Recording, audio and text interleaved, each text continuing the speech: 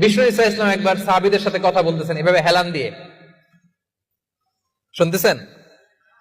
বিশ্বনবী হেলান দিয়ে বলেন, আলা উনাব্বিউকুম বিআকবারিল কাবায়ের, সবচেয়ে বড় কবিরা গুনাহ কোনটা তোমরা জানো নাকি?